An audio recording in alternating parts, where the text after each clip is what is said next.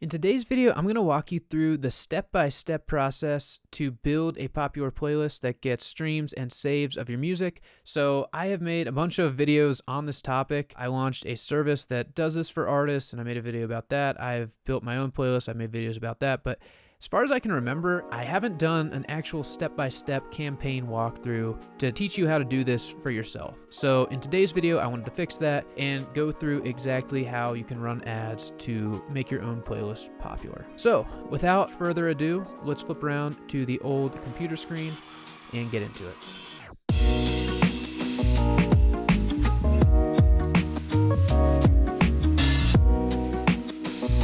Okay, so here we are at the old computer screen, and first of all, I just wanted to show you the outcome of this, hopefully. So this is a playlist that I've been building for the last, I don't know, sometime, 5 or 6 months, and it's up to like 5,600 saves, drives a good bit of streams for my music. This is a free Spotify profile that I made that I have been using to build some playlists. So I have this one with 1,200 saves, this one with 2,700, this one with 8, never ran ads to it.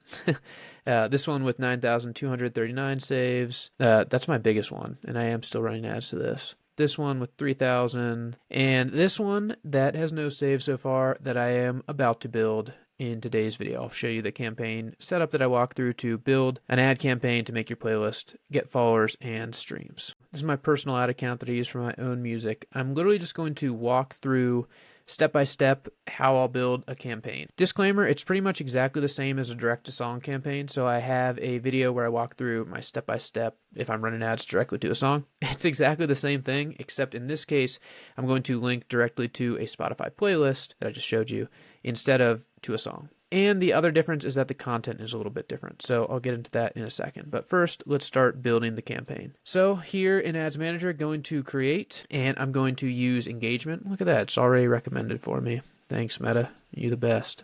They're not the best. Manual engagement campaign. Don't do their tailored messages campaign. Mistake.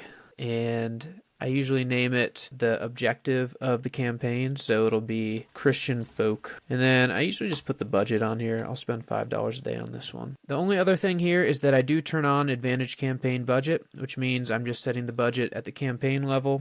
Go ahead and put $5 a day, and that's it. From here, I'm going to hit Next. At the ad set level, I'm going to do a tier 1 and 2 open target. I already know this. And I'm going to cap it at 64. So all that will become clear. Basically, I name it whatever the target is going to be. So conversion location, I'm going to do website, just like a standard conversion campaign. And I'm going to maximize number of conversions, use my John Henry pixel. Make sure you're using the right pixel. For conversion event, I am going to do view content. That's just the default that Meta uses, and I'm going to turn on dynamic creative. This is something that I do differently from a lot of people, but I like Facebook's dynamic creative. That'll become clear on the ad level, but basically it means I'll be able to upload 3 videos and different text options within the same ad. Scrolling down to budget and schedule, not going to set an end date. I just check these every so often, and I don't really want to just set it to expire. But if you are worried about spending a certain amount of money, go ahead and set an end date, say like 10 days, so you only spend X whatever amount of dollars. So scrolling down to audience. So we have audience controls and Advantage plus audience here. I'm going to go ahead and switch to original audience options. The reason for this is that I want to be able to set an explicit age range. If I don't switch to original audience, they don't let me set the age range. And so I'm going to go ahead and do that, even though they really want me to use this Advantage Plus. I'm going to use original, and that will let me set limits on the age range. So I'm going to take it down to 64. There we go. And I'm going to do a list of tier 1 countries. I'll just paste these in here and match locations. And I'm also going to do a list of tier 2 countries and match those locations. And I have this whole countries list inside of my meta ads course if you're interested, but yeah, there, it's just this list right here. I do not do any interest targeting. I just let it run because my hypothesis is that just like TikTok and Instagram Reels are getting super good at just showing you content based on what the content is, that is how the Ads Manager works now too. So you can go ahead and put in a bunch of interest. Based on my data and in my opinion, it doesn't really have an impact. So, I mean, they even say here, we may deliver ads beyond your audience. One caveat I would say is if you have a new ad account, it can be helpful just to give them some suggestions to get started.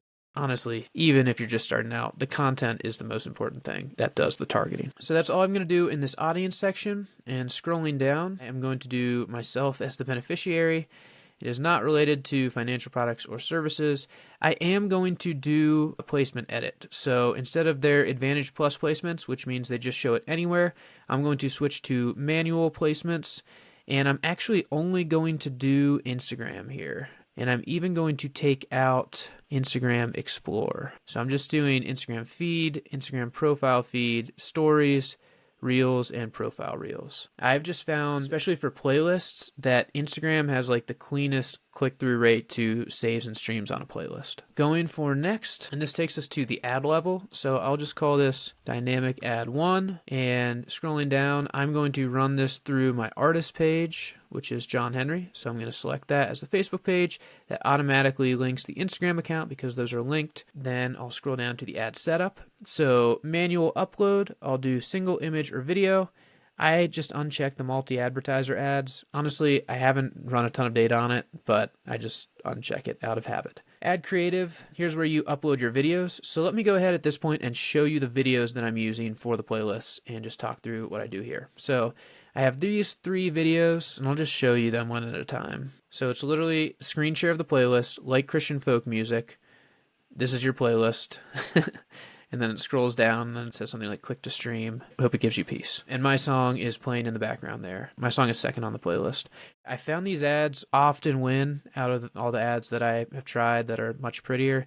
It's just a screen recording, makes it very obvious what they're clicking through to. And then I just say, do you like X genre of music? Or like if it's a vibe playlist, like do you like music for gaming? Do you like whatever the genre/vibe is? And then we made this playlist for you. This is your playlist. And then scroll through the playlist and boom. That's super simple. Honestly, it feels dumb how simple it is, but it works. It has worked many, many times. Then tried a couple different adjustments. So Christian music, but it sounds like Noah Kahan. Man, I never know how to say that guy's name. Or Bon Iver. And then I just have like the screen recording come in, click to stream. Again, song playing in the background. I tried a different clip of the song, like a different section of the song here. Same exact flow. And then this is like the Unsplash image that I use for the cover art. And I just put like a little zoom to it. Christian folk, the playlist. And then same thing, just bringing up the playlist, scrolling through it. Click to stream. Hope it gives you peace. So those are the 3 videos.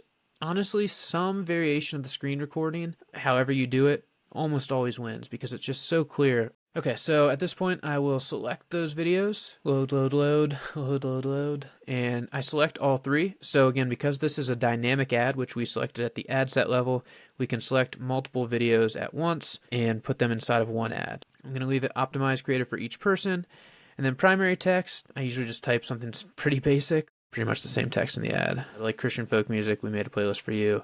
And this one, keep scrolling if you'd rather not listen to Christian folk. Headline, I usually just like to reference Spotify. You can actually do this even if it's not a dynamic ad, but I'll do multiple text options, multiple headline options. Website URL. So here I'll need to make a landing page, and I'll show you how to do that using SubmitHub links real quick, which is totally free. But I will also go ahead, I usually just type in spotify.com for the display link because that is where they will ultimately get, although I don't even think it displays in the Instagram placement, so it doesn't really matter. And I'll do listen now for the call to action. So that's it. But let me go ahead and walk through making the landing page. So let's bring up SubmitHub links. This is a free landing page software through SubmitHub. If you have a free SubmitHub account, you can use it. Obviously, I've used it many, many times. And I'm just going to add a link. I will paste a Spotify URL, and I will literally just paste in my playlist link. There we go. And it will just pull it right in. So there's Christian folk. Now, it won't put your pixel in there automatically, and so I'm going to go to edit, and I usually just put it something like that. There's the link. It's only going to pull up the Spotify link because it's obviously just a playlist on Spotify. If you put a direct song in there, it pulls up other services. I usually like to go with the dark theme, and I will include a metapixel. Now, it has saved my metapixel. It also pulls in my conversions API token, and there we go. I'm going to leave the custom events blank, so it's just the default page view and view content. Page view, it will tell Meta every time my landing page loads, and view content, it will tell Meta every time someone clicks the button to get to Spotify. And that is it. I will click save, and we have our landing page link. So it looks like this. And then if they click it, they are taken to the playlist on Spotify. And let's go ahead and grab that link and put it in here. So that is literally it. As soon as this finishes processing and it gets reviewed by Meta and goes live, I will start getting clicks on that ad and follows on this playlist, just like all these other playlists. And one more thing I want to touch on before I wrap this up is how you put together a playlist. So you can obviously make any sort of playlist. You could literally title it blah, blah, blah. You could title it whatever you want, nonsense. You could have the description be blank or be nonsense. You could have a photo, not have a photo. It could be 2 songs. It could be 2,000 songs. Here are my parameters.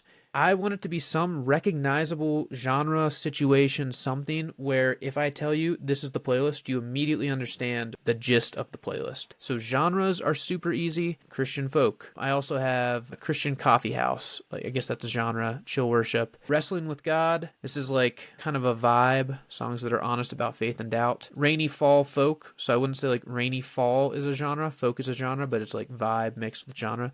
Basically, you just want your playlist name to immediately communicate what the playlist is like. Inside of the description, I would reference other artists who are in a similar genre to give them more context. So again, they immediately know what the playlist is like.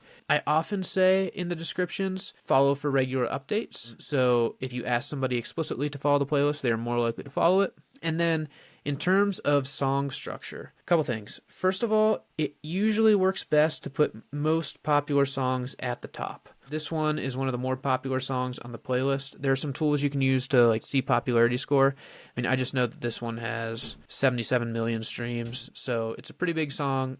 So I've got it at the top there. And the reason you do that is that people in your genre or who are interested in that vibe will pretty immediately recognize this song, likely. Or there's also kind of the correlation that more popular songs are at least well produced or they have some catchiness to them. So you're making your playlist top heavy.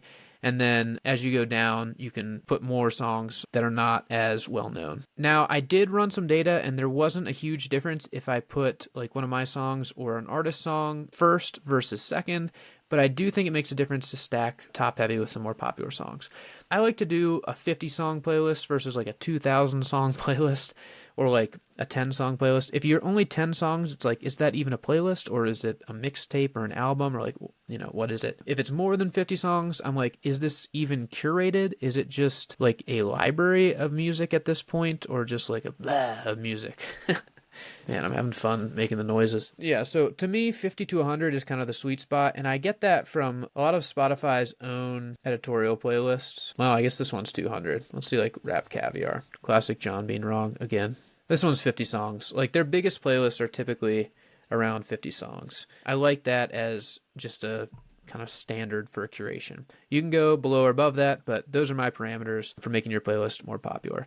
One last thing is I would have just a clean cover art photo. So don't make it super busy with a ton of text. You can literally just search on Unsplash for like a photo that you think looks nice and put it there. You don't even have to do any edits. Just crop it to a square. That is better than trying to over design something if you're not a designer and make it super busy with a bunch of text. So those are some of my guidelines on what makes a playlist followable, which I guess is a word. And that is how you walk through the ad campaign. So maybe at some point I'll do an update video on how these ads perform, but that is the general structure that I've used to run dozens of campaigns at this point and drive tens of thousands of followers. So that's how you build a playlist and run ads to a playlist to make it popular so that you can get streams and saves of your own music, music of your friends, maybe even become a playlist curator on something like SubmitHub or Playlist Push or whatever. I think it's a really good marketing strategy, which is why, shameless plug, I do offer this as a service. So if you don't want to bother with all the meta stuff and the ad creation and all that sort of thing, all you have to do is send our team your playlist and we will run the ads to your playlist and get you streams and saves on the playlist. So